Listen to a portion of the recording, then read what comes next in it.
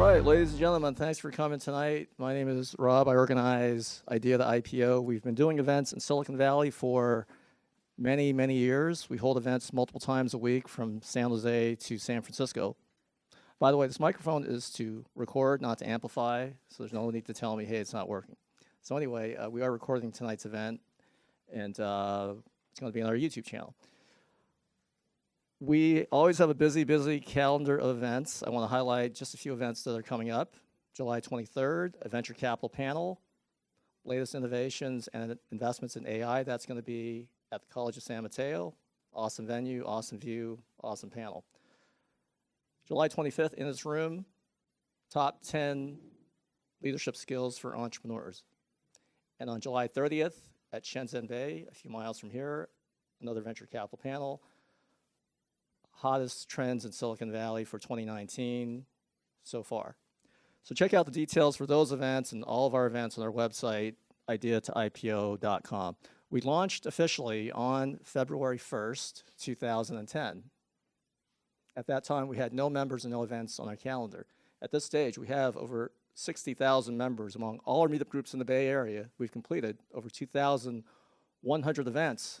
We're the most active, most prolific startup event organization in Silicon Valley, bar none. Thank you.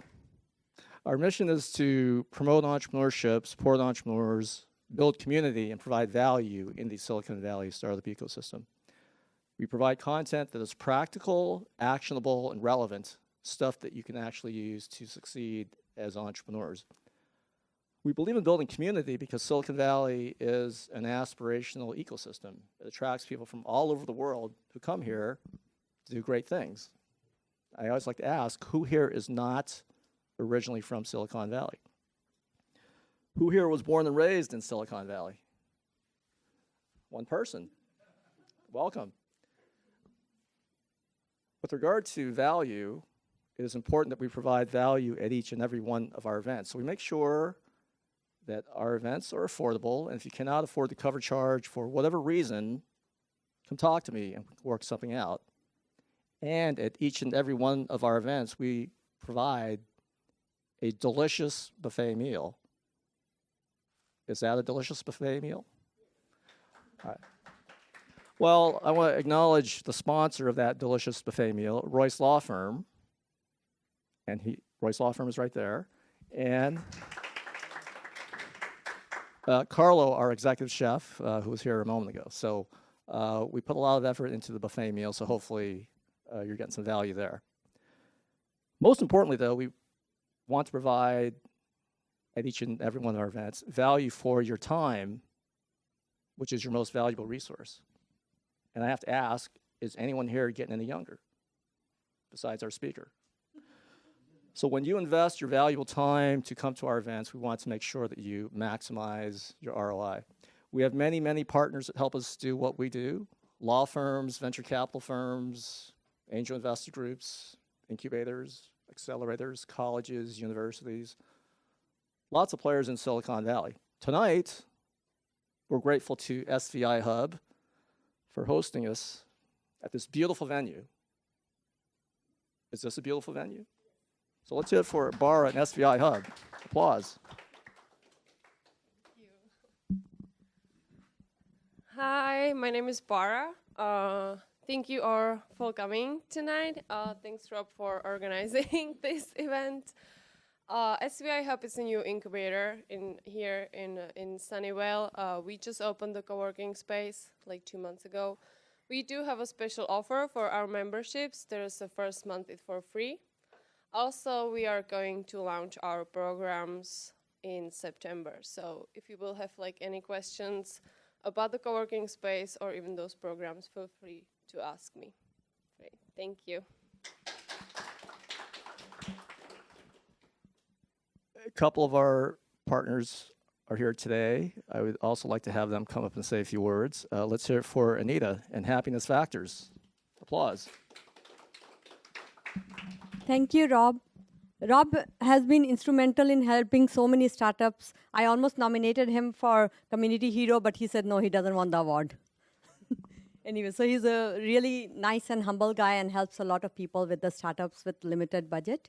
So I'm Anita from Happiness Factors, and it's an emotional wellness company where we strive to create the whole ecosystem for emotional wellness globally, including the countries where mental illness or mental wellness is a taboo and not talked about.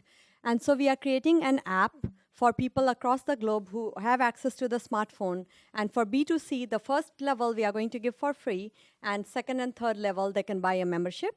And for the corporates, we have different programs where they can purchase whichever modules they want to. And currently, we have 50 modules designed, and the first MVP is getting developed. And we strive to make people happy using NLP, hypnotherapy, psychology, and MER.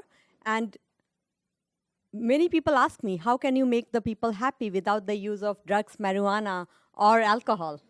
So if you want to find out, or you want to be part of a cause for emotional wellness throughout the globe, then connect with me, and I will let you know how you can be of help. Thank you so much. How about chocolate chip ice cream? No, that you can have. Okay, all right. It's good to know. Good to know. I had some earlier today. So our local mission is to support entrepreneurs here in Silicon Valley. Our global mission is to democratize entrepreneurship and innovation all around the world.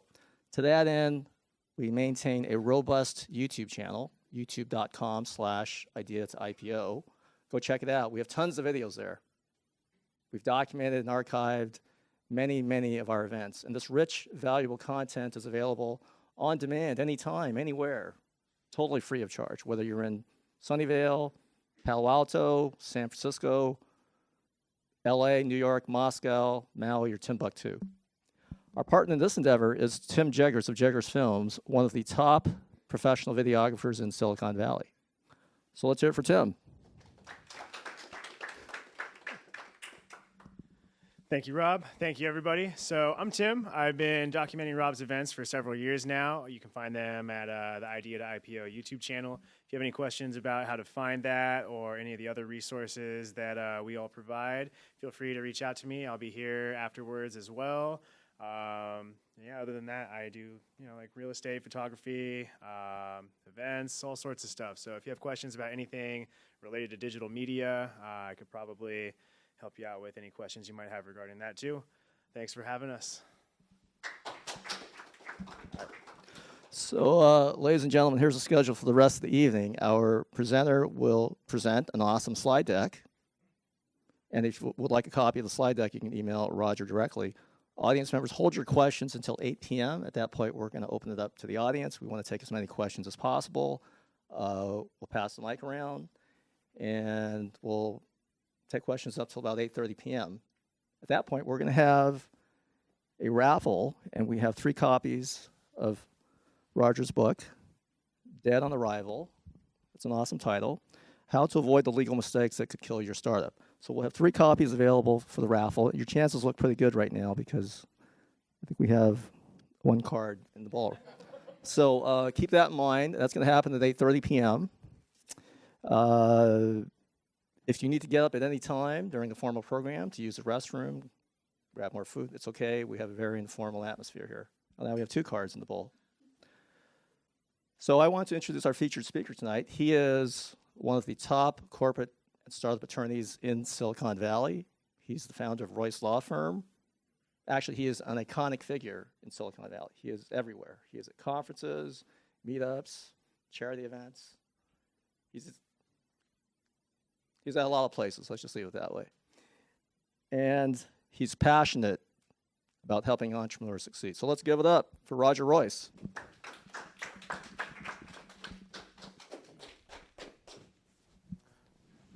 Thanks, Rob.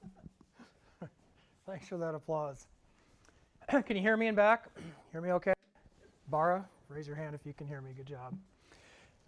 So I'm Roger Royce, founder of the Royce Law Firm. We're about 30 lawyers based in Menlo Park, offices in San Francisco, LA, New York, and Beijing. And today I see a lot of familiar faces. You've been here before. You've heard me talk about startups and basic issues around startup, business aspects, legal aspects.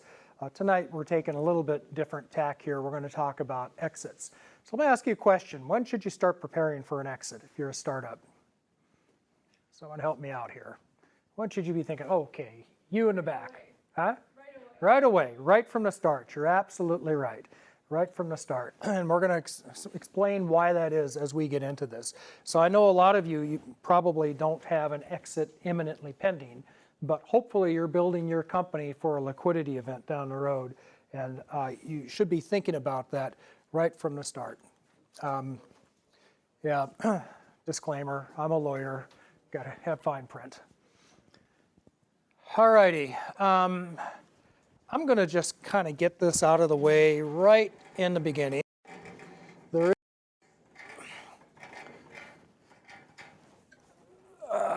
my professorial side of me. So when you finally do get to an exit, it's going to be, think of it this way, it's going to be one of two things. It's either, and this is the legalistic part of the program tonight. The rest of this is going to be a lot more practical, but it's good to start off just with this base. It's going to be taxable or non-taxable, first thing, okay? The distinction is usually what you're getting for the exit. So if, I've done a lot of deals with Microsoft, they pay cash. If you're getting cash for your company or for your assets, that's taxable. I've done a lot of deals with, who uses Cisco? Cisco uses stock. You know, if you're gonna get stock for your company, it might be non-taxable. So I just wanna make sure we're all on the same page. So if it's non-taxable, let's start with that. You're doing stock for stock. Typically, you can trade your startup company stock for that very valuable, freely tradable public company stock on a tax-free basis. And there's 3 ways you can do that. And we could talk a lot about that. In fact, I have 170 slides on this if anybody wants to really dive into the technical part of this. It's a presentation I give to lawyers and accountants. So the first way, it's called a type A transaction. It's a merger. All right, here's our target. Here's our purchaser, we'll call it, our purchasing or acquiring company. And a merger just happened. These companies combine, P survives, T goes out of existence, and all of the assets and liabilities of T, they move over to purchaser. All the stockholders of T, their stock in T gets exchanged for stock in P. So the smoke clears, T stockholders end up with no more T, but they have a little bit of stock in P. They have a smaller piece of a bigger pie. P ends up with all the assets of T. Statutory merger happens pursuant to statute, state statute, generally tax-free. Okay, that's one type. Second type, I'm going to give you 3 and then some variations. Type is called a type B reorganization. It's a stock for stock swap. That's where our T shareholders, they basically, the assets don't go anywhere. The assets stay down here in T. See, T owns assets. That's your company. Target, we'll call it Target, owns assets and liabilities. It surrenders its stock. The T shareholders surrender their T stock. That's the ownership interest in T. To P, they get back P stock. Stock exchange. Very simple. Very simple. Rarely done, but very simple. We usually only do it in the international context. When the smoke clears, T shareholders are going to have a little bit of P stock. P is going to have 100% of T stock. Okay, that's a stock swap. You hear people say stock swap, that's what they mean. Again, that is tax-free as well. Okay, very simple. And there's lots of good reasons for doing that. And the third one, and the last one I'll give you, is more complicated. We do this more than you might think. The third one is some steps. It's called a type C reorganization. P transfers stock, P stock, originally issued, it just issues new stock in P, to Target in exchange for substantially all, and solely voting, by the way, in exchange for substantially all the assets of Target. Those are all terms of art. I won't bore you to death with them. Just understand that stock goes from P, new stock, to T. We get all the assets. That's step 1. Step 1. Step 2 is T liquidates and distributes that P stock out. So when the smoke clears, Target shareholders, they own P stock. P owns all of Target's assets. Now the difference between this and that type A merger I told you about is P doesn't have to take all the liabilities of T. Okay, it can pick and choose which liabilities it wants. So when would you use a T or a type C reorg like this instead of a merger? Anybody? So I'll give you a hint. I had this happen just yesterday, actually. A guy called me up and he says, you know, we've got this, well, we're being filmed, aren't we? Gotta be careful. So, you know, I'm in a really high-risk business, and I got an acquirer wants to acquire my business, but, you know, I could have liabilities out there I don't know about, and this acquirer, he's concerned. If he does a merger, he gets everything, whether we know about it or not. So the merger is, you just combine those businesses. That's called corporate succession. He said, but, you know, this purchaser, they're a little nervous. They don't want to pick up my sexual harassment claims or whatever it is that haven't been asserted yet. You know, what do we do? And I said, oh, I got something for that. Type C reorganization. We'll transfer to that acquirer all the assets and all the debt that we know about and they want to pick up, and nothing else. Okay? Now, it's not perfect. There are theories of liability. We won't get into it. But that is generally how it works, and that's generally why we do that. So that's the base. Now, all of these, what's interesting about these are all tax-free. T shareholders, they're just happy, right? Because they got stock in this, it could be publicly traded, could be liquid. They got stock in something they can convert into cash whenever they want, generally. And they got it tax-free. Right? And there are rules around that. There are a million different requirements. That's why you need to call me. But that's the general idea. So when people talk about a merger, now you know what that means. We talk about a stock swap, you know what that means and why they do it. And every once in a while, you might hear type C reorg. So that's the non-taxable type. Now, suppose you're not getting stock in the deal. You're a target shareholder and you're going to sell for cash. So that's the taxable type. And there's two ways. So one, we can do a stock sale. The second way, we can do an asset sale. Which do you think a target shareholder would prefer? Which is better for them as a tax matter? Why is that?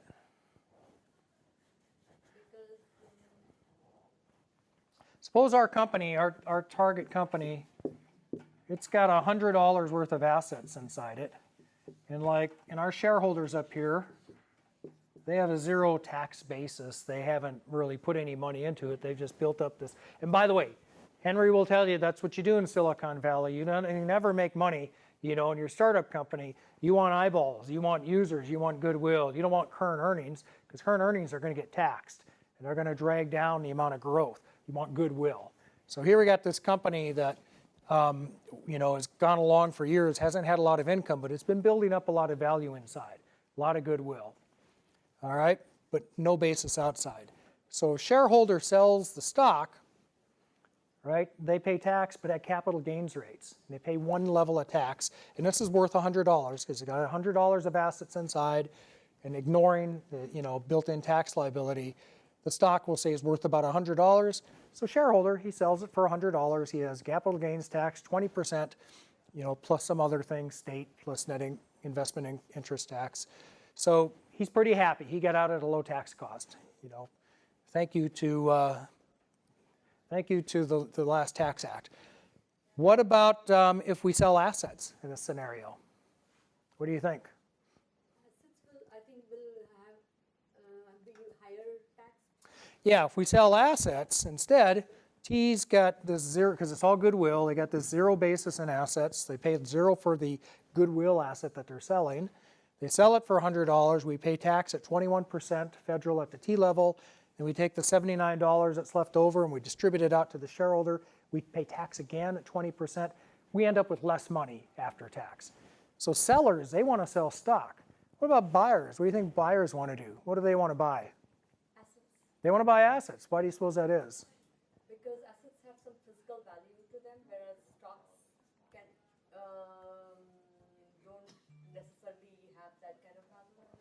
Nice try. It's because buys all tax, because buyers can depreciate or amortize assets. It's over 15 years, but they can still amortize it, right? You can't depreciate or amortize stock. So now we got this tension, right? Sellers want to sell stock, buyers want to buy assets. How do we bridge that gap? Huh? It's really just a negotiation. It's a negotiation. It's who can pound their shoe on the table the loudest, you know, who has the most leverage in the deal, who has the most power. But be sensitive to that when you get to that point. Now, that's all kind of fundamental and foundational. That's exits. That's the exit. You're going to do one of those things, or maybe a rollover. Maybe we'll talk about that later. So what I want to talk about today is getting to that point. So I'm going to hit a few things. So number one, let's talk about the process and the documentation, because it's really easy to mess this up immediately. You know, it can be done before you even started. And actually, the letter of intent is not where you're going to start. You're going to start oftentimes with a letter, with an agreement with your broker, right? You know what I mean by broker? Your investment banker, you know, the broker dealer. They don't have to be licensed anymore. But there was a time 20 years ago when I really discouraged my clients from using brokers to sell their company. I thought, look, you know who your buyers are. You know what it's worth. You're just going to pay some guy, you know, % just to stand in the middle of this, or if it's bigger, you know, the layman formula, 3, 2, 1. You don't need that. I've kind of changed 180 degrees on that over the years, because I think a good broker really does add value, because they can take your company out and they can shop it. Because the way this oftentimes comes up is big customer comes along and says, gee, we really like your company, and you know, there's so much synergy, we'll offer you X dollars for it. And you say, X dollars, woohoo, I'm rich, and then you sell. Well, you should go to the broker and see if they can get Y dollars, right? So I'm kind of in favor of brokers now. I'm not really much in favor of broker agreements. They all tend to be very one-sided. So, and it's hardly ever that any of my clients come to me, you know, with their deal before they sign that stupid letter, you know, and I wish, or that agreement, I wish they did, because it's negotiable. Keep that in mind. And the things that you want to negotiate, and I'm not saying you're going to get all these, but the things you should be sensitive to and should talk about, number one, exclusivity. You know, every broker is going to want that. They're going to say, I'm not going to put up all this effort and do all this work unless I have the exclusive right to sell. What does that mean? That means that if you do end up selling it to your customer who thinks you're really synergistic, you got to pay a broker a fee, even though they had nothing to do with that deal. So your counter to that should be to carve out certain players in the market that you've already, I mean, that's the compromise. If you're going to give an exclusive deal to your broker. There's a lot of other things in here. I'll just hit a couple of them. Contingent payments. You know, when does the broker get paid? They're always going to ask to get paid immediately on close. Their percentage of the deal, even if the proceeds are not payable for a long time, I think they should get paid when you get paid. You know, there's stuff like that. What's covered, you know, because they're always going to want to cover financings as well as sales. Maybe you'll do that, maybe not. You should just understand that's what's happening. A lot of times they'll post hourly fees. So about 20 years ago, I had a client. In fact, when was 9/11? What year was that? Does anyone remember? Was that 2001? In 2001, the summer of 2001, I had a client. He had built his company up pretty well. And we went to I don't know if they're still around, but a very reputable broker dealer in San Francisco. In fact, we shopped it all over to all the big names. And they all came back and said, we can get you 25 million for this company. And I said, you know, you should do that. You know, now's a good time to sell. But then they found this one guy up in Marin County who said, I can get you $90 million. So we sat down with him on one Sunday afternoon in his investor's apartment in San Francisco and said, so how is it that you're going to get us like 4 times what everybody else says it's worth? He says, well, I'm just so much better than they are, you know, and here's some charts with there's some math on these charts, see? So that shows you I'm an expert. And I know everybody in the space. And we left, and I told my client, I said, you know, you'd have to be insane to trust your company. Oh, and he said, and the other thing, by the way, whether I do or not, you still got to pay me $500 an hour for my time, because I'm that good. And we left, and I laughed, and I said, this was funny. You know, I told my client, I said, of course, you'd have to be insane to want to go with this deal. Because if you do, we know what's going to happen. He's not going to get 90. You know, he might not get anything. You know, you probably will end up owing him $500,000 in hourly fees from trying. So the next day, maybe 2 days later, my client fired me and hired the broker because he didn't like that answer. And 6 months later, or not even that, when did 9/11 happen? September 9/11. You know, 2 months later, the market went away. All of his options went away. The company had no more buyers. But we did have, I'm not kidding, a $500,000 bill due to this broker who did nothing but stall this deal, you know, trying for this pie in the sky number. And the company failed. He got nothing out of it. You know, it was $26 million was the offer he had before he went to the broker. It all just disappeared. So be careful, you know, about that. You know, get a good reputable one. First stage, letter of intent.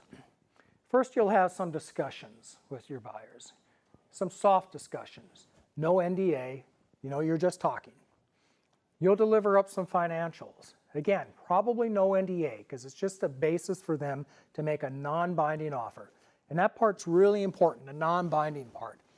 The legal trick in here is that non-binding in California doesn't necessarily mean non-binding. Non-binding means you still have to negotiate in good faith for a deal. So you need to disclaim that in your letter of intent. I actually have a client who is suing another company because he didn't think to negotiate it in good faith. The deal cratered. And more deals crater than close, so you got to prepare for that. But that letter of intent is going to set forth like all the terms of this deal that you want. Now, I will tell you, I think most of you are going to be on the sell side, right?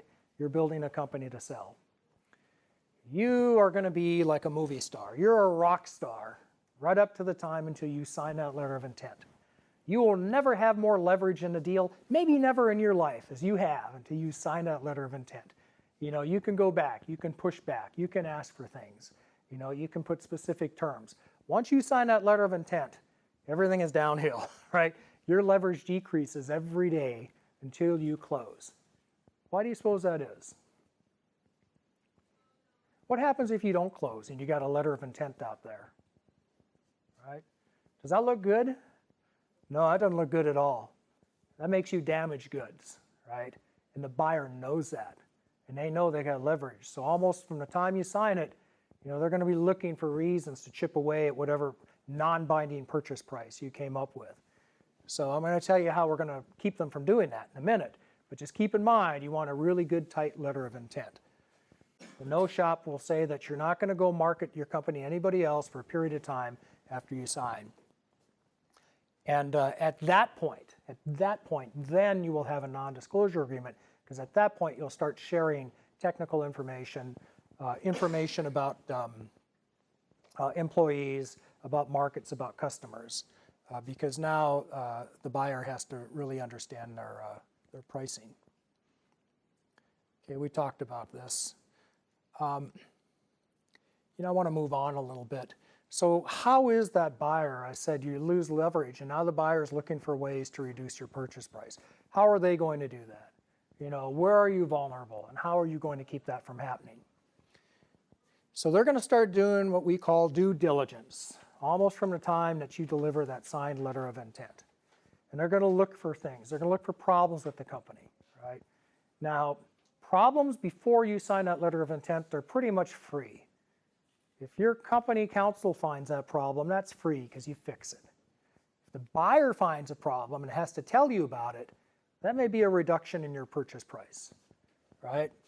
So what are the most common things, the biggest things, the things that you should just be all over, you know, and make sure you don't have a problem with? Number one is probably IP ownership. You know, IP, we're all tech companies out here, right? IP is super important. That's just got to be nailed down. That means you got IP assignments with all the consultants and employees. It means that if you have patents, that your patents are tight and they're assigned to the company. If you have trade secrets, I do this whole thing on trade secret protection in the startups basic course that we do here. Want to make sure your trade secrets are truly secret and proprietary. IP ownership is number one. That's a deal breaker. If it turns out you don't own what you thought you did, they'll find it in due diligence, and you're done, right? Because if you don't have your technology, and what does ownership mean? It means you can prevent other people from using this secret that you have, this process, this software, this system. So if you can't claim ownership, your value starts to dissipate.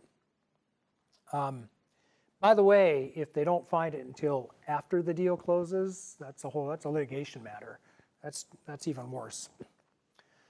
Second big issue that comes up, and some of these are going to surprise you. The second big one I would have to say is financials, right?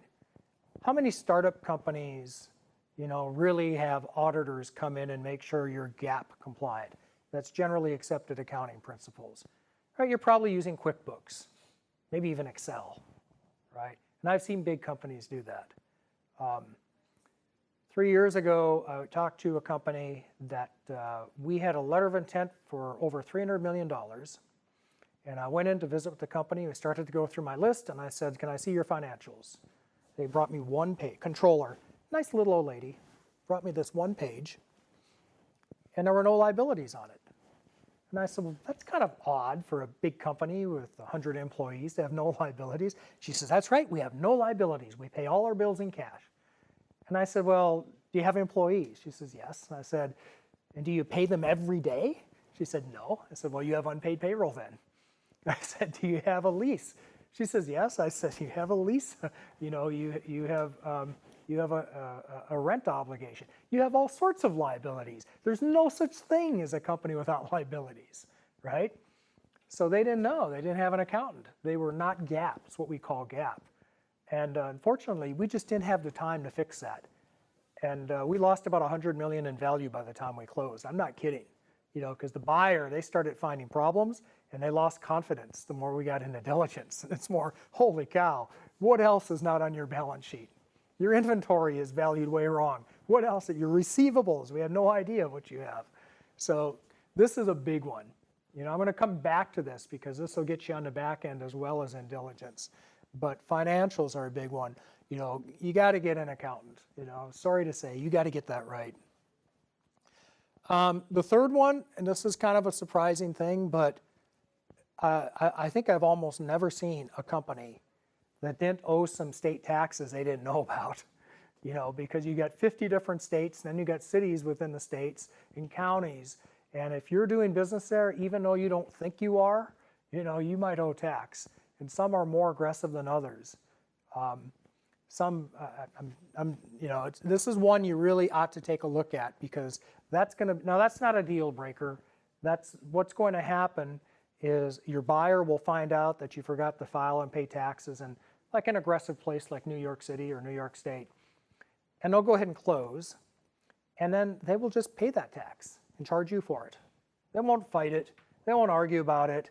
They won't try to get into the system and mitigate penalties. They will just pay it and charge it back to you. So it's a number issue more than a deal breaker. But it still can be a big number, and it can be annoying. So that's one you want to cover early on. Benefit plans is another one.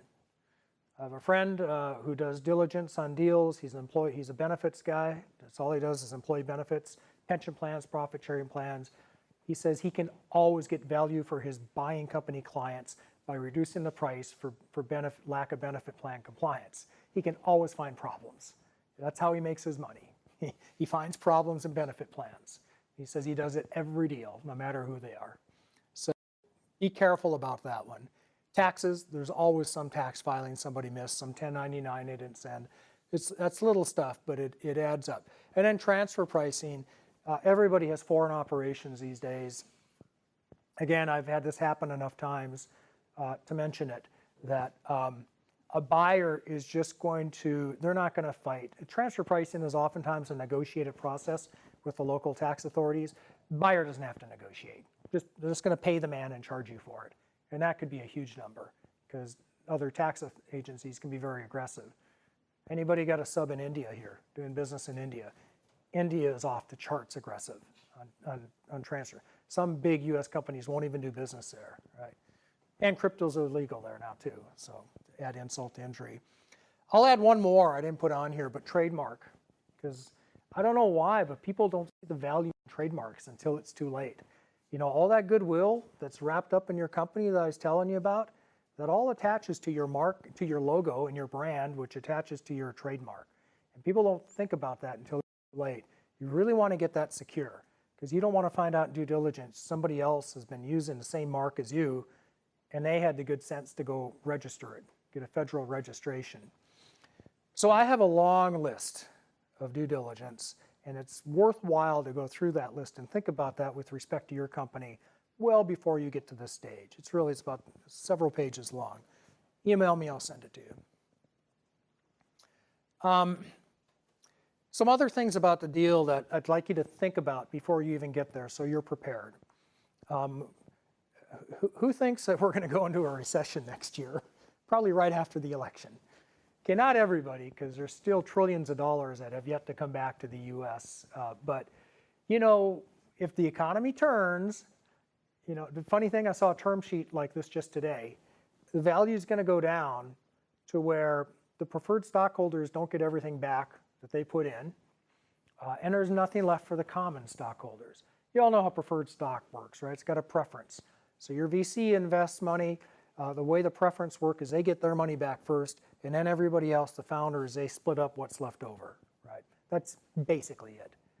Well, there's going to be deals now, and it's going to happen, where the preferred stockholders are going to take everything. And that raises two huge issues to think about now so you're prepared. So now you're CEO of the company, you know, things aren't looking that great. You're not going to be able to survive much longer. The investors have had it. They're not putting any more money in. So you go to do a sale and buy, and you've got, I don't know, you've got $10 million of preferences, preferred stock, and you have an offer for $8 million. And you're a founder, so you got common stock, and you do your math, and you realize that 8 is less than 10. That means there's nothing left over to pay the common stockholders after you pay the preferred. So why bother, right? So at that point, you go back to the investor and you say, look, here's the deal. If you want me to sell this company, I want a management carve-out. What's a management carve-out? I want you to take the first $1 million off the top and pay it to us, management, CEO, the vice president, the CTO, all of us, so that we can make this an attractive acquisition candidate, and we'll agree to stick around and do the transition. Management carve-out, that's how you get that deal done. The second piece of this problem this creates is almost every deal I do, where is it? Oh, darn it, I thought I had a slide on earnouts. There it is. Almost every deal I do has an earnout. What's an earnout?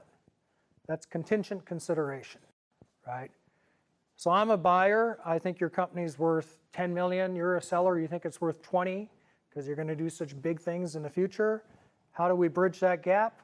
We say, I'll tell you what, Mr. Buyer, give us $10 million plus, I don't know, 10% of your earnings for the next 3 years, you know, because we think we're going to do great. That's an earnout. You earn into a piece of the consideration. So here's the secret about earnouts, all right? The secret is you don't lead with an earnout. The offer you want is an all-cash offer. And then when you get that all-cash offer, you know, stand in front of the mirror and practice looking really surprised and offended at how low it is, because that's what you should do. And say, but however, we'll take that if we can add an earnout, because we think this company's going to do better than you think it will. You'd be surprised. You can get another 20% out of the deal that way. And you know better than anybody at your company how it's going to do. That's how you effectively use earnouts. The wrong way to use earnouts is to say, well, I think it's going to be worth X, so I'll take a little less cash and enough earnout to get me to X. That's very nice of you, very honest. It's not very good negotiating, right? So anyway, so now we've got an earnout in our deal. So we got $8 million cash, and you came and saw me, and you got another $2 million potential earnout because I told you to do that. Well, that VC, they're entitled to $10 million off the top. So they get the whole earnout? And when do they get it? Do they get the full 8 up front? So if you were thinking about this when you formed the company, you would have had in your articles, your formation documents, some provisions that make the VC kind of share in the potential for that earnout along with you. Or better yet, let's say it's 10 million cash and a $2 million earnout, right? You know, does the VC get the full 10 million, and do they participate in the 2 million after that? You know, we can hard bake that right into the articles up front, because most deals are put together.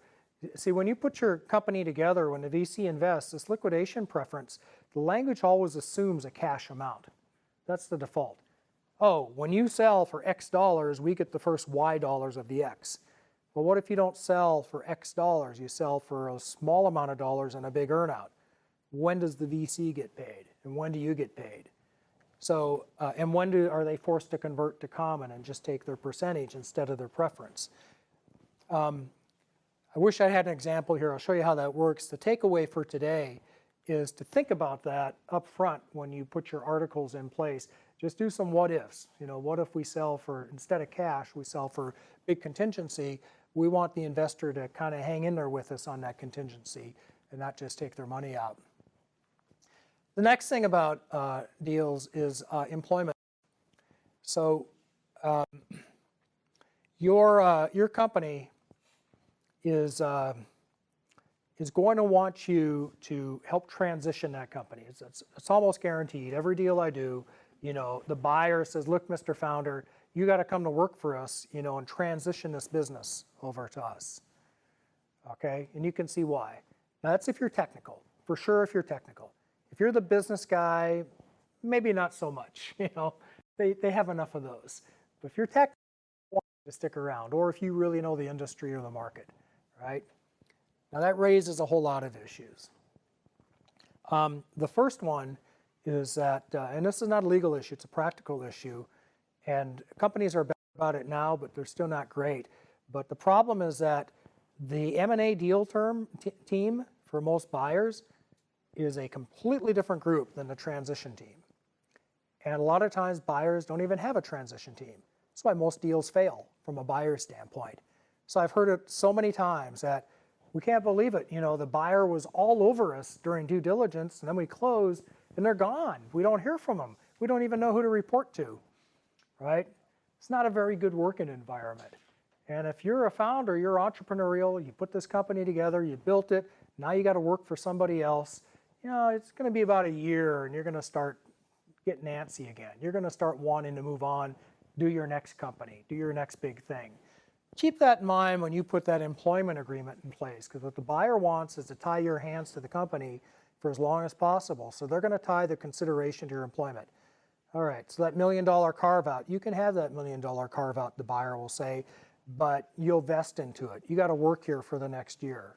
And if you leave, you know, then you have to give it back.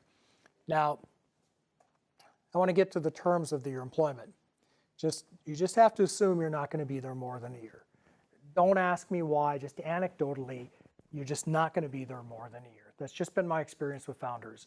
You know, some of them will, most of them won't. That's just not the nature of, you know, people who build companies. They don't want to work for big corporations. And plus things are going to start going wrong and they're going to blame you for it. So just keep that in mind, you know, that if you happen to quit in 6 months, you don't lose everything. Now, the way that your employment agreement is going to be worded is they're going to say, look, if we have to dismiss you for cause or if you quit, well, then you lose your unvested portion here. So in other words, we're not going to screw you. We're not going to just kick you out for no reason and take your unvested portion. But if we have to fire you for cause, doesn't that sound bad, cause? Holy cow, to fire you for cause, and you got to give back that you know what I mean by vesting, right? You have to give back a portion of that consideration that you only get if you stay a year. So far it sounds pretty fair, right? Look at the definition of cause. Every one of these, the definition of cause is so broadly drafted, it might as well not even be there. That's the market standard. And when you tell them that, that's what they're going to say. They're going to say, well, that's market. You know, and don't ever fall for that. Don't ever fall for that line. That's market. You know, that's market is BS. That's BS. That's what I call that. So what you want to do is you want cause to really mean cause. So I had it in a deal recently where I confronted this loose cause definition, and in the part that'll get you, it'll say, you know, okay, commission of a felony, you know, dishonesty, you know, a bunch of things. Then down at the bottom, or unsatisfactory work performance, you know, in the opinion of the board of directors, something fuzzy. You got to push back. It's got to be criteria. You got to have an opportunity to fix whatever they think you're doing wrong. It's got to be serious. So I was looking, I remember the last deal I was in, I was looking at that definition. I said, I don't know about that commission of a felony, you know, part. I said, why should you be able to fire my guy and take all of his consideration away from him if he commits a felony? In California, it's pretty easy to commit a felony. Do you know there's a guy here that a couple years ago, he was convicted, not that long ago, I read this in the paper, he was convicted of a felony because he kicked a dog. It's cruelty to animals, it's a felony. He kicked a dog. So I told these guys, I said, are you going to fire my guy if he kicks a dog? And they said, well, we don't know. Is he a dog kicker? I said, he might be, but I don't think that's reason enough to take his consideration away. So I fight on that. And they're always going to say, well, every big firm in town, you know, lets us get away with that. And you tell them, yeah, but I ain't that guy. You know, we're not going to let you get away with that. The other thing is non-competes, so non-solicitations. You sell it in California, everybody knows non-competes are unenforceable, right? Except in the case of the sale of the goodwill of a business. So you sell your company, your buyer can lock you up in a non-compete. Just keep that in mind. So, you know, normally we laugh when we see those in agreements. We don't laugh so much when they're in these sorts of agreements. Instead, we define it like really carefully, what it is you can't do. Remember my rule of thumb, about a year from now, you're going to want to go do something else. Typical non-competes, 3 to 5 years. What are you going to go do? You know, so make sure that the non-compete is really narrow. You know, you should not be allowed to compete in the business that the buyer bought. Not in any business that they happen to go into, but the one they bought. A couple things. And by the way, why am I telling you this? Because you know, you're going to have lawyers to tell you all this stuff, right? Aren't you? Trust me, you know, you need to know this yourself because this stuff will slip through. You know, and I've heard it a million times like, well, that was market, so we let it go. Yeah, it's kind of boring. We'll leave that. The Aqua Hire. So when the market turns, nobody will ever admit to doing an Aqua Hire, but they do a lot of Aqua Hires, okay? The Aqua Hire, that's where the buyer acquires the company as a means to getting the talent. And that is so true here in Silicon Valley. People are so valuable. You know, the talent is so hard. If you're an engineer here, you know, you're valuable. And, you know, they can't hire you away. Companies will buy you just to get that, just to get the team. And that means there's very little left for the investors. And there's a huge signing bonus or a stay bonus for the team. It's a little bit risky because obviously your investors are going to smell a rat. They're not going to like that. They're going to think you're shifting income away from them into the bonus plans, and they probably won't approve the deal. But that is there. There's tax questions, there's employment law issues, and there's potential litigation risk. I'll talk about the Marvell case because it's public. It's all over the newspapers. But that's a case where the acquirer went to, they never got to closing the Aqua Hire because they were negotiating the deal. And keep in mind, these are two tech companies that didn't know how to use a phone. And they had a speakerphone, and they were in diligence, and they were going through the terms of the diligence, getting a list of all the engineers, how much they're paid, you know, what their role was. And then they hung up the phone, and the acquirer said to the general counsel, we don't need to do this deal anymore. We're just going to go hire all the people. We got all their information. They forgot to hang up the phone, and it was being recorded. So we call that Exhibit A, and that's what happened. But you know, I only mention it because that happens so much in Silicon Valley. You know, we want to go through this in a very methodical process. And from your standpoint, I want to point out a couple of things that you should be thinking about in terms of process. Number one of the things I always do is you counterintuitive, but that buyer is doing due diligence on you. You should be doing diligence on the buyer, because you're making an investment in them as much as they're investing in you, right? And you not only want to know that they're solvent and they got money and they can pay your earnouts or your deferred payments, but you want to know that they're not going to screw you, right? Because they totally can. These agreements tend to be a little one-sided. You know, there's reps and warranties this thick, you know, and there's lots of ambiguity if you miss something on a disclosure schedule. Well, how do you know? How do you know? And that's when I say beware the professional buyer. The first thing I do when I see a term sheet from a buyer is I go on the SEC website.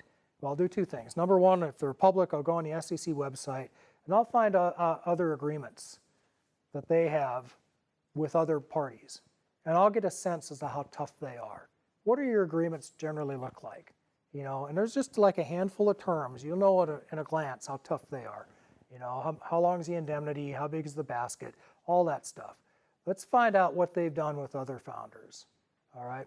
The second thing, and this is way more important, and I do this not only with buyers, I do this with everybody I personally do business with. In fact, I just walked away from a deal last week because I looked it up and I find out how litigious somebody is. And if that buyer has sued some other founder or some other company, you know, that they've bought, they'll sue you, right? So that's, you know, I'll go check it out. I'll look it up. I'll see how litigious is this buyer. Do they sue a lot of people over their deals? Do they have a lot of IP type claims? They have a lot of litigation? If they are, you don't want nothing to do with them because you do not want to litigate. You do not want to litigate a deal, right? Litigation will cost you a fortune, right? So it will. It's very expensive. Screening, pricing a deal, strategic or financial. So everybody know what I mean by that. So different people will give you different opinions as to where you get more value, but the distinction is in a strategic deal, that's where you're selling to somebody that's in the business and they're acquiring you for a good business reason. They want your product line, they see some synergy, whatever it is. A financial buyer, they're going to go out and oftentimes it's private equity, they'll syndicate it. They're not in the business that you're in. They're buying you to maybe combine with other companies that are in the business. I'm not saying one's better or worse. I think you get better valuations from strategic buyers. I think the financial deals are easier to close though, although there's more risk to them. So there's pluses and minuses to them. We've talked about integration, haven't we? Okay, financial considerations. What I really mean by this, I told you I was going to circle back on the accounting stuff. This really is all numbers. And I know as a seller what you're thinking is you're thinking, well, no, it's really not. You know, they're not buying a balance sheet from me. They're buying my team, they're buying my product, they're buying my vision of the future, but they're going to get you on the numbers. Right, so you got to be just solid on your numbers. And let me give you a couple places where it becomes really important. You really want to have GAAP financials. And you want to have GAAP financials that are consistent with your buyer's GAAP financials. Because GAAP means different things to different companies. So it's a subtle difference, but it can make a huge difference. So here's how it happens. Buyer will come along, we'll always have what we call here's one way, working capital adjustment. They'll say, we're going to buy you, we're going to give you X dollars, we're going to assume your working capital. Does everyone know what that is? It's your current assets less current liabilities, you know, your cash receivables less your current liabilities, etc. That's going to be a certain number. If it's less than that number, we're going to reduce the purchase price. Sometimes if it's more than that number, you get more, but always you get less, right? It's oftentimes a ratchet. Okay, great. So far, sounds fair. Well, keep in mind, your buyer is using GAAP, generally accepted accounting principles. Not only that, they're using their brand of GAAP. You may or may not be using GAAP. If you're not, you're in for a big surprise because your numbers are probably wrong. And even if you are, you better be using the same GAAP there. Otherwise, what you think is your working capital balance is not going to be the same working capital balance that the buyer thinks it is. And now you've got an adjustment you didn't see coming. So that's one way that's the most common way I see this hurt people. And then they end up having less money than they thought. Second way is you'll oftentimes see numbers pegged off of EBITDA. This is more a letter of an EBITDA, earnings before interest, taxes, depreciation, amortization, right? It's net income. And this is when this is before you get to agreement stage, but the letter of intent might come up with a valuation because you gave the buyer financials. It says, look how profitable I am. And it says, okay, well, we always pay, 10 times earnings, so we're going to give you 10 times your EBITDA. And you agree to that. And you get way into the deal. And you come to find out that your numbers are all messed up. And your EBITDA is way, it could work. By the way, I've seen this work both ways. Your EBITDA is way lower, so the buyer says, forget it, I'm not giving you 100 million, I'll give you 10 million because your numbers are wrong. We just now figured that out. But you know what? I saw it work one time the opposite way, where the buyer said, we pay 10 times EBITDA, your EBITDA, it says 5 million on your financials, the price is 5 million. And my guy, they went and asked around and they said, wow, 10 times EBITDA for a company in our business, that's great. We're gonna take that deal. They were so happy until after they did the deal and they got them out of QuickBooks and the accountant went through and it turned out the EBITDA was actually about twice that, So they left about $50 million on the table. If they'd had the right numbers, they would have had a much better price. Seen that happen. So the financials are just super important, and I've spent a lot of time talking about it because it is that important. Okay, and then finally, what I want to mention, I want to circle back to this. Post-transaction, as I said, it's always true, it's just axiomatic in the Valley that deals fall apart in transition, right?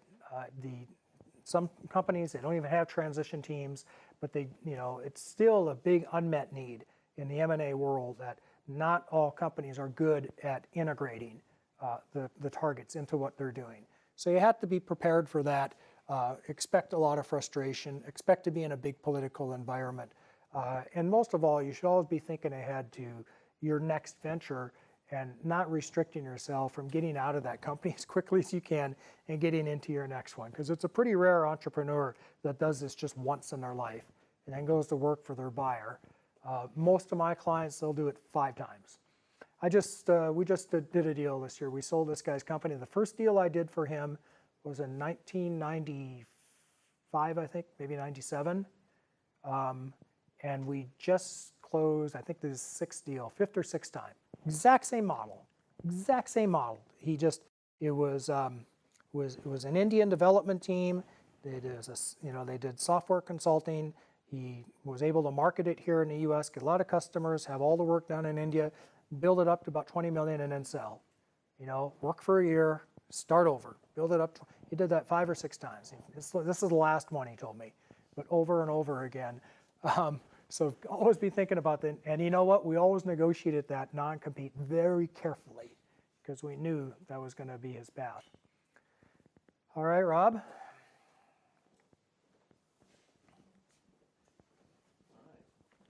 Well, let's give it up for Roger. So we would like to open it up for questions from the audience. We want to take as many questions as possible. Roger's not billing, so take advantage of the Wait, what? Okay. Anyway, who's got a question for Roger? All right, go for it. Hi, Roger. Thank you for that. You mentioned earlier that non-competes do apply in the case of sale of goodwill. Could you Yes. expand upon that a little bit, please? Okay, so in California is, this is California law. Other states are not all like this. In California, a non-compete is unenforceable generally. So you work for your company, and if they make you sign an agreement that says you won't compete with them after you leave that company, California court will laugh them out of court. They won't enforce that. In fact, you could sue them for trying to enforce that. The exception is in the case of a sale of a company. And the way the statute is worded, it says the sale of the goodwill of the company. That means if you sell its assets or if you sell your stock in the company. In that case, a non-compete is enforceable. Now, it has to be reasonable. It has to meet, certain tests like that. But that's when it is enforceable, and that's when we do have to get serious about it. How do I exit this? Does anyone know?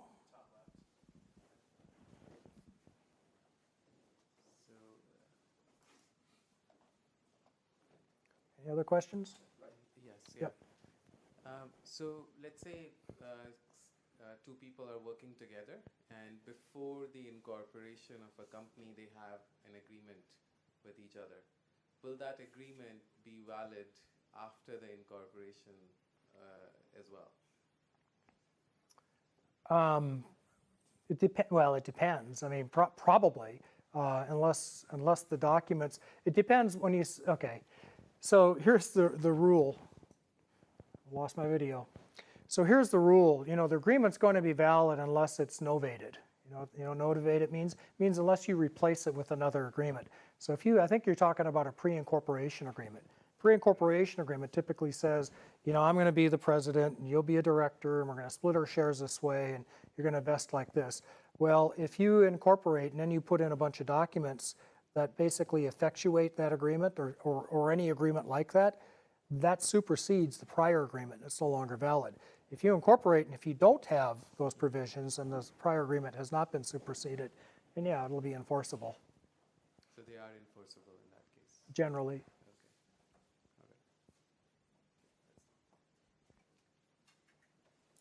All right. I have a question about the brokers Yeah. for selling a business. Long ago, I got the advice not to use brokers because an old VP of mine suggested that if you're big enough, large companies just have departments trolling and finding out what are all the companies in the space. And they would, if they were interested, they could reach out to you, or you could just reach out to them directly. So, but that was a long time ago. One, you know, what are your thoughts in terms of trying to find the companies and how much value do the brokers add? Second, I get contacted a few times a year by brokers. How, at what point should I consider contacting them, and how should I proceed in terms of considering it, in terms of evaluating them or whatever? So that's the advice I used to give. But just think about it. If that broker doesn't have to add a lot of value to justify their fee, if they get you another 3%, they've paid for themselves, right? Depending on how big your company is. So you just need to satisfy yourself that they're going to do a better job of shopping this than you will. And yeah, I suppose it's true. Big companies are out trolling, but are they really going to find you? Some businesses, they will.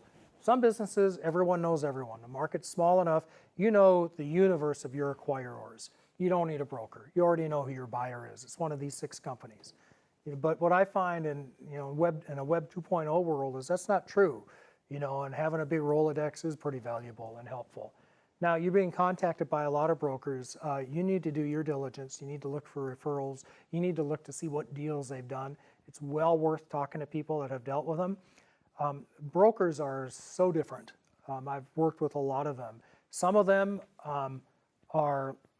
they range the spectrum. Some of them are super hands-on. Some of them are way too hands-on. I wish they'd just get out of the way and let us do our job.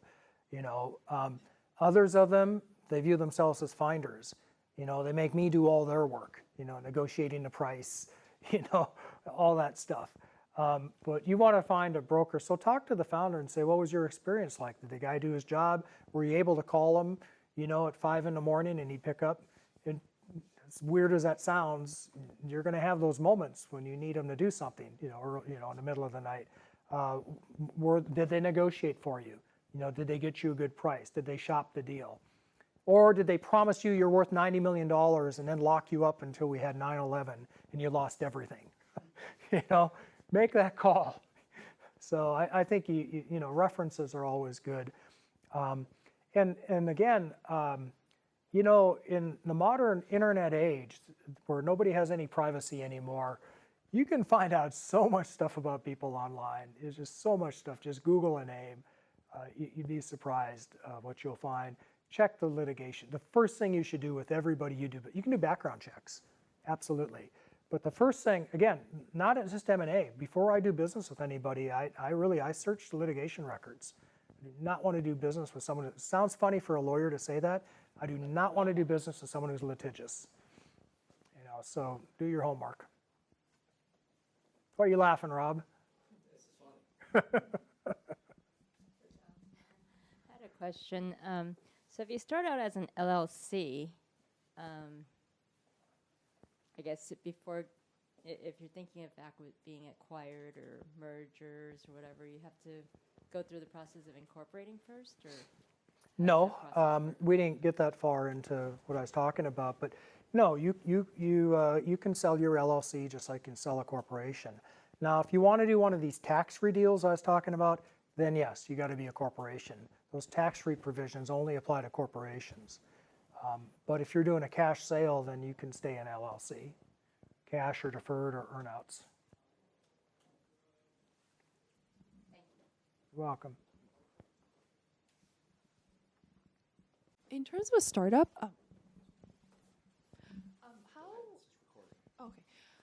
how early do we have to be aware of keeping our data, what's it called, data rooms clean? How early should you be aware of keeping For your, example, like putting all the corporation, all the, you mean starting a data room? yeah.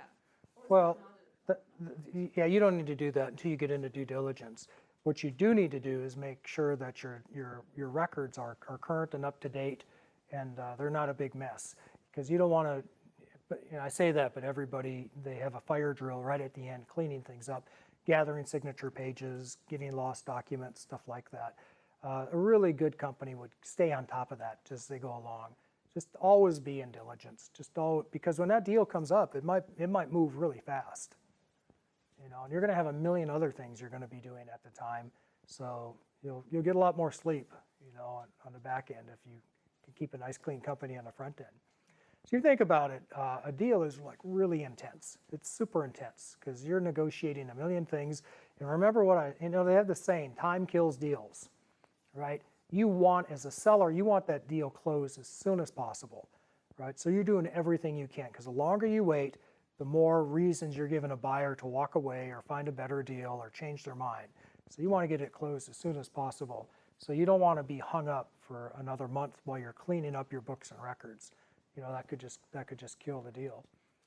And I've seen that happen, by the way. I've seen companies that were such a mess that forget it. They just, we couldn't get it in a shape to be sold by the time, in enough time for the buyer to live with.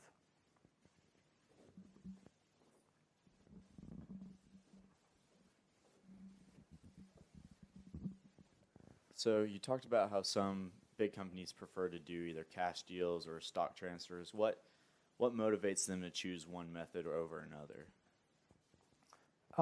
You mean on the buy side? Yeah, on the buy side. Well, what motivates them, it's just leverage and how bad they want your company. Because as a tax matter, every company should want to buy the assets of the seller. I mean, just logically, so they get a basis that they can amortize. But if you're, if you're Cisco, and they're picking up some small company, and small for them can be a pretty big company, are they really going to waste a lot of time arguing over a little bit of tax benefit that's just not material to them? It's not a big deal, so they're just not going to bother. So let's talk about that for a minute. So I said as a tax matter, buyers want assets. But as a corporate law matter, as a business matter, what do you think they'd rather have? If tax were even, and you're a buyer, what would you rather have? Think about it. If you get the stock, you get everything inside that company. You get every asset, right? You don't have to, if you buy assets, you got to make sure that you've got everything. You got to get the seller to identify them all. And I can tell you from having done hundreds of these, you always forget something. There's always some tool or some IP or some mark. If you do an asset deal, you always forget something. It's messy. Then you got to sign all the contracts. If you buy the stock, you automatically get all those contracts because you bought the stock of the company. You don't have to worry about liabilities coming back to haunt you because they're staying down at the company level. If you buy the assets, you might be taking liabilities. You don't know because there are some succession statutes. You're taking employees, workforce in place. If you buy the assets, you got to fire them all and rehire them. It's way easier to do a stock deal. It's way easier. It's just not as efficient tax-wise. So if it's a super big company buying what is to them a small company, they're just going to bite the bullet on tax and take the stock.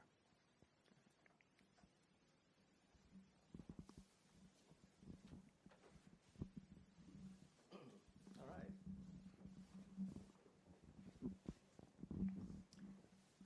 So if it's not a startup, let's say a company wants to buy only a certain division of another company, just the assets, right? Not the whole company, but one big company wants to buy a part of another big company. Mm-hmm. Would that be a good case for buying just the assets because that's the only division? That's the only way you could do that. Okay. Yeah, because if you get the stock, you get everything inside the company. So yeah, that would be just an asset sale.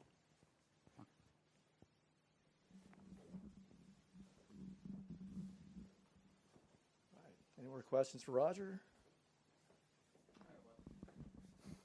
So when a company's preparing for an exit, would you say the intrinsic value of the and they want to decide whether they want to take the deal they're offered, or wait it out and get a better deal? Do you think it's more important to think about the market conditions or the boost in the intrinsic value of the company in the future? I'm not sure I follow. So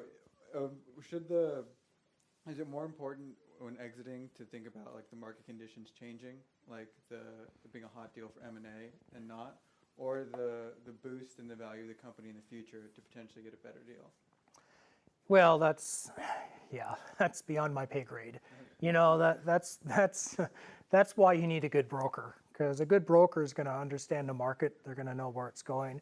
They're going to be able to tell you if you're reasonably priced, if you're attractively priced. Let me tell you, so I was in a deal several years ago with this company, and I was called in to represent the founders, or two founders, two Brazilian guys. And about halfway through the deal, they sort of lost confidence in the company counsel. And the law firm that represented the company is one of the biggest, best law firms in the Valley. The person who was doing the deal, she might be one of the best M&A lawyers in the Valley. In fact, she told me when I met her that she'd done 90 deals that year. Can you imagine how good she must be to do 90 deals in a year? Well, the flip side of that is that means she doesn't have a lot of time to pay a lot of attention to deals. So we got into the room, and we're at the closing, and I told my guys, I said, don't do this deal. This is a terrible deal. You know, I've looked this company up. They are a professional buyer. You know, they've negotiated some real traps in this agreement. You need to walk away. At that point, they owed their lawyers about $500,000, the company did, for legal fees. The broker was going to get a fee of millions of dollars if they closed, but they work on contingency. They were going to get zero if they didn't close. So imagine how popular I was, sitting in their conference room, and the founder looks at me and says, what do you think? I said, I think we should run, not walk away from this. I think we should walk away from this right now. And we sat there till 2 in the morning, and the buyer is getting more and more impatient. And finally they said, this is it. You sign this and send it back right now, or we're done, and we're not coming back to the table. And I said, please don't do that. And they said, oh, we have to, we owe all these legal fees now, and like the broker really wants us to, and gosh, what if I'm not able to sell it again? So they signed it. Next morning they announced, and the buyer stock went shooting. What does that tell you when the buyer stock shoots after a deal? It's a hell of a deal for the buyer. The market looked at this and they said, wow, did you screw those guys? You got a hell of a deal. You know, and my guys were so depressed. And that's not the worst of it. It got way worse after that because, well, it's kind of a long story, but they made a lot of mistakes in that transaction, and we ended up in litigation. You know, like I said, they're a professional buyer. Despite the fact they got a hell of a deal, it wasn't good enough for this buyer. They came back and sued us, you know, for misrepresentation, us being my guys, the seller, for misrepresentation. They sued them for getting the accounting wrong and overvaluing their inventory. They sued them for not telling them about some tax liabilities that nobody knew they had. It was just a disaster, a disaster. We spent more on legal fees defending those lawsuits than they did on the whole deal, and it lasted 3 years. 3 years before they were done. What a disaster. You know, so that's a case where your broker should tell you what the value is, but they ought to be, you know, they ought to be right. It'd be nice if they were right. And by the way, that's what this slide, I won't get into this slide set now, but that'll be Rob's next one. But this is a story about all the deals that I've been in that have gone wrong over the years and the things that have gone bad. I think that would be a good program for you, Rob. Any more questions for Roger? Any last takeaways? Yeah, the takeaway is start thinking about this early.